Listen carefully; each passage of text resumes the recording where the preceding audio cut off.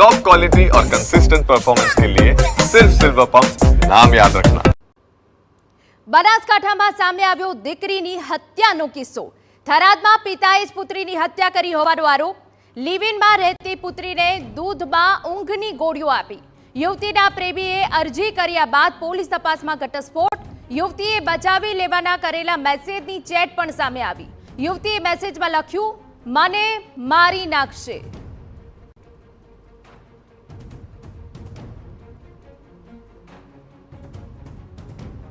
તો થરાદમાં પિતાએ પુત્રીની હત્યા કરી હોવાનો આરોપ લાગ્યો છે। લિવ-ઇનમાં રહેતી પુત્રીને દૂધમાં ઊંઘની ગોળીઓ આપી। યુવતીના પ્રેમી અરજી કર્યા બાદ પોલીસ તપાસમાં ઘટસ્ફોટ થયો છે। યુવતીએ બચાવી લેવાના કરેલા મેસેજની ચેટ પણ સામે આવી છે। યુવતીએ મેસેજમાં લખ્યું, મને મારી નાખશે, અને આ જે મેસેજની ચેટ મળી આવી છે તે બાદ હવે પોલીસે વધુ તપાસો ધમધમાટ આગળ વધાર્યો છે। બનાસકાંઠામાં સામે આવ્યો દીકરીની હત્યાનો કિસ્સો। અમારા સંવાદદાતા દિનેશ ઠાકોર વધુ વિગતે વાત કરવા જોડાયા છે। દિનેશ, શું વિગત આપની પાસે?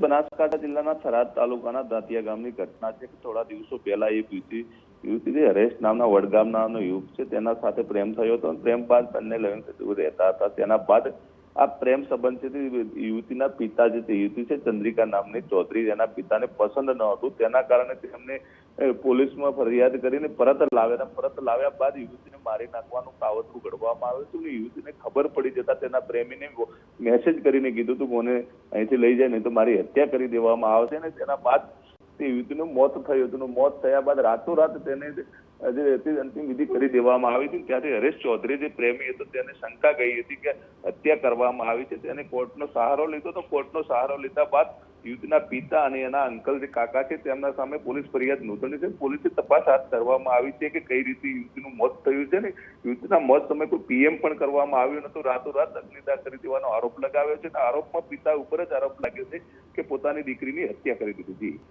બિલકુલ, આભાર। તો લિવ-ઇનમાં રહેતી પુત્રીને દૂધમાં ઊંઘની ગોળીઓ આપી।